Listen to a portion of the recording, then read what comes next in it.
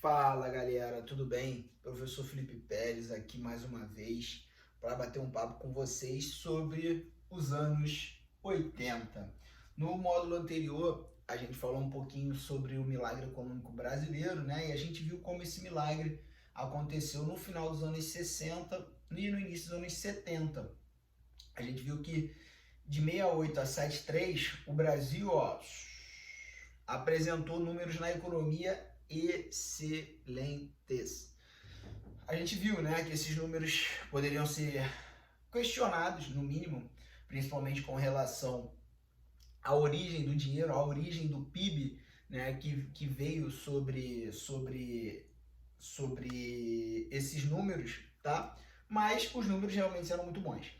E aí depois a gente viu que no segundo momento, depois de 1973, quando a gente teve a crise do petróleo, a gente começou a ver que o Brasil precisou de uma marcha forçada para tentar continuar apresentando aqueles números excelentes. E vamos ver aqui se realmente nos anos 80, como que a economia, como que a industrialização brasileira vai se comportar nesse momento. Vamos ver se realmente, né, essa marcha forçada, esse planejamento que teve para a economia acabou dando certo e sendo suficiente. Olha aqui, ó. Bom, a dívida externa brasileira em 1979 era de 44 bilhões de dólares. Em 79, a dívida externa brasileira era de 44 bilhões de dólares. Em 85, a dívida externa brasileira pulou para 91,6 bilhões de dólares. Então, em aproximadamente 6 anos, a nossa dívida externa mais do que dobrou, né? Isso mostra que os anos 80 foram anos muito complicados, que para tentar, né, manter aí aqueles belos números de crescimento, aqueles empréstimos lá de trás vão custar agora muito caro. Por quê? Porque aqueles empréstimos que foram pedidos lá atrás, eles vão ser cobrados com juros cada vez maiores, juros cada vez mais altos. Com isso nós temos algumas consequências no Brasil. Uma delas é a inflação. O que é a inflação? Inflação é a perda do poder de compra, é a perda de valor do seu dinheiro. Por exemplo, pessoal, eu sou de um tempo, e você, né, se tiver um tio mais velho, pouca coisa mais velho, ou seu pai, se você perguntar, cara, existia uma época que o Kinder Ovo, saca o Kinder Ovo? Aquele ovinho de chocolate, gostoso pra caramba, né? O Kinder Ovo, ele era troco. Pô, você ia na padaria, comprava, me dá 100 gramas de mortadela, 100 de presunto, 100 de queijo. Ah, sobrou aqui R$1. Ah, me dá o troco de Kinder Ovo. O Kinder Ovo era R$1. R$1. Hoje, para eu comprar Kinder Ovo, amigo, só se for parcelado, né? Porque nem dá mais. Cara, o Kinder Ovo é um exemplo da inflação. Por quê? Porque a inflação significa dizer que o que o seu dinheiro dava para comprar, agora ele não dá mais. Amigo, já deu para comprar Kinder Ovo com R$1. Hoje é possível? Negativo. Para comprar o mesmo Kinder Ovo que já foi R$1, hoje você tem que usar R$7, R$6, dependendo do lugar. Então isso mostra o poder de compra real do seu dinheiro. Com R$1 você não compra mais Kinder Ovo. Para ter o mesmo Kinder Ovo você tem que gastar 6, 7 vezes mais do que você gastava antigamente. E aí eu te pergunto, o seu salário, o salário dos seus responsáveis, cresceram 6, 7 vezes mais no mesmo ritmo do valor do Kinder Ovo?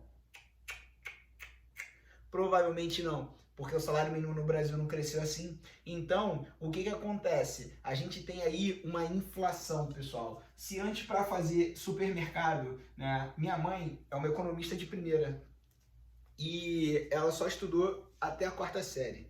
Mas por que ela é uma economista de primeira? Porque minha mãe sempre usou o mercado como parâmetro, né, para entender a inflação. Porque ela falava assim, cara, antigamente eu ia no mercado com R$100, fazia festa. Depois ela ia no mercado com R$500, fazia festa. Ela fala, hoje eu vou no mercado, se eu tiver que pegar tudo que eu acho que eu preciso, né, se for para fazer a compra do mês, vai gastar muito mais de R$1.000. Então ela fala, o mercado tá muito caro, né? O mercado tá muito caro. Não que ela fosse só para comprar o mercado, mas os produtos, né, que ela queria dizer.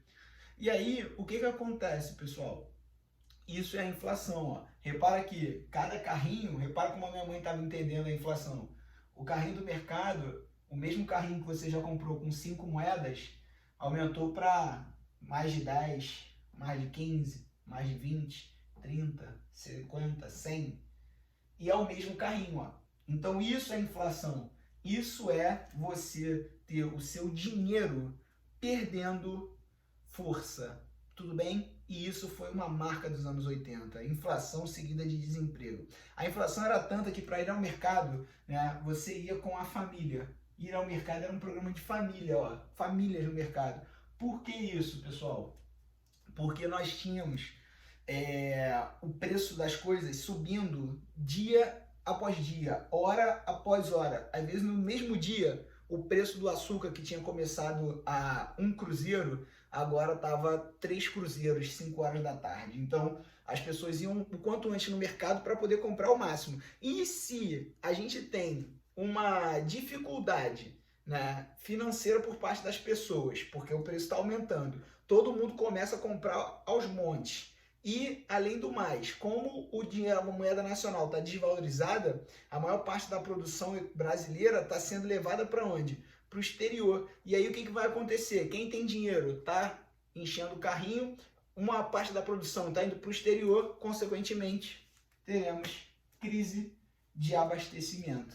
Né? A gente vai ter aí uma crise de abastecimento nos supermercados. Por quê? Porque as prateleiras estão ficando vazias. Quem tem dinheiro acumula e quem não tem não pode pagar pelos altos preços que os produtos começam a atingir. Então, a gente vai ter, inclusive, um movimento, né, começando, incentivado pelo presidente na época, o presidente José Sarney, que era um pedido para que os próprios trabalhadores, os próprios consumidores fiscalizassem, né, o preço dos produtos no supermercado. E aí esse momento vai receber até um nome que é aqui, ó, eu sou fiscal do Sarney, um brochezinho, uma camisa que os brasileiros poderiam ter para ir ao supermercado e denunciar, impedir quando houvesse aumento abusivo do preço da carne, aumento abusivo do preço do arroz, do feijão, do sal e do açúcar. Tá? Então, às vezes você tinha lá, ó, por exemplo, essa faixa aqui, ó. Esse estabelecimento foi interditado pela SUNAB por estar praticando preços acima do autorizado. Então você tinha as pessoas lá fechando os empreendimentos na marra, então você tinha muitos conflitos, tudo bem?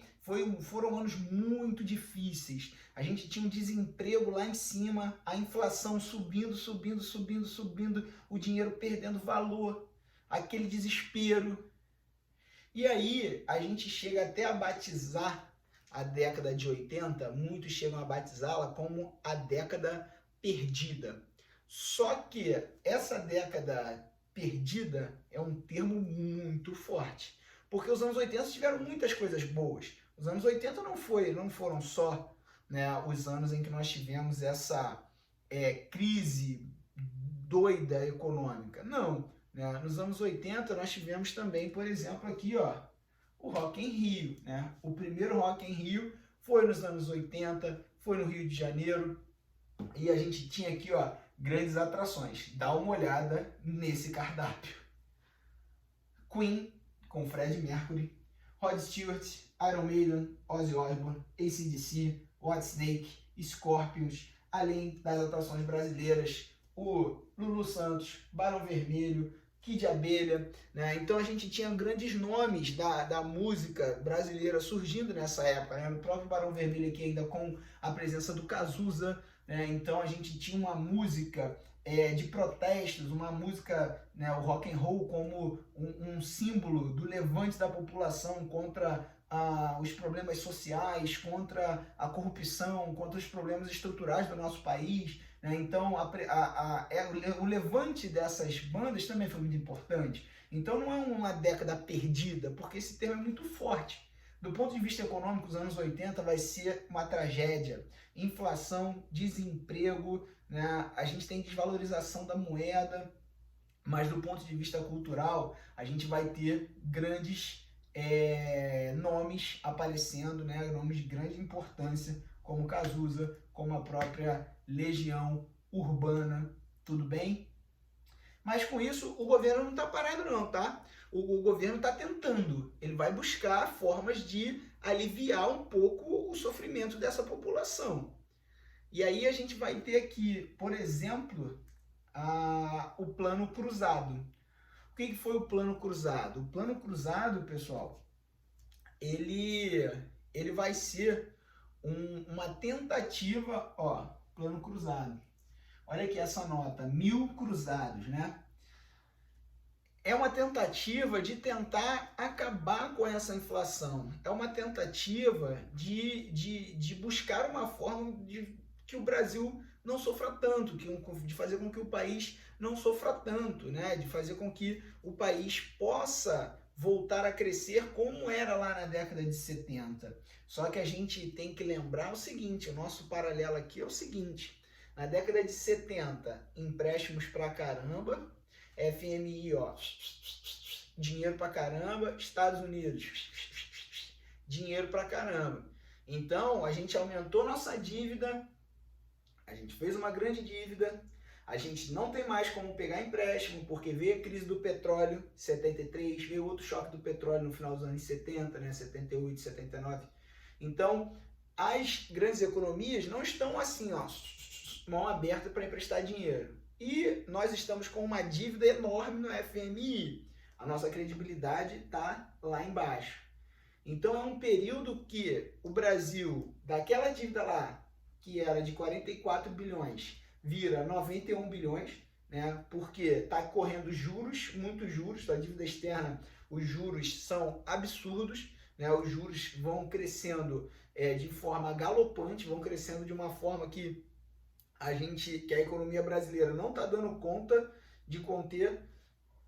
E aí, né, a gente tem a criação do Plano Cruzado para tentar fazer com que a economia pudesse voltar a dar uma respirada. Tudo bem? Então, isso é uma marca dos anos 80 também, a criação de um novo plano, de uma nova moeda. Como eu falei, a década de 80 ela não pode ser considerada uma década perdida, né? Porque esse termo é forte. Ela é um momento de muita crise econômica. Ela é a bola de neve que começou a ser construída lá na década de 70. Quando a gente pegou empréstimos adoidado, não tivemos uma política de distribuição de renda, aumentou a desigualdade, o rico ficou mais rico, o pobre ficou mais pobre, as obras faraônicas acabaram, então os empregos pararam de ser gerados. Com esse empréstimo que a gente não pagou, os juros só cresceram, e aí os anos 80 é quando essa bola de neve está gigante, né? O pepino está gigante na mão do governo para que ele resolva, para que ele ajude o povo a sair do buraco que ele mesmo cavou, tá? Então, o Plano Cruzado foi uma tentativa. E aí, além disso, a gente tem a marca da própria Constituição de 88, que mostra pra gente que os anos 80 também não foram anos totalmente perdidos, tendo em vista que a Constituição é o conjunto de leis que rege esse país, né? Muitas vezes ela é rasgada, muitas vezes ela é ignorada, muitas vezes se cria uma PEC, uma proposta de emenda constitucional, para tentar ludibriar essa Constituição,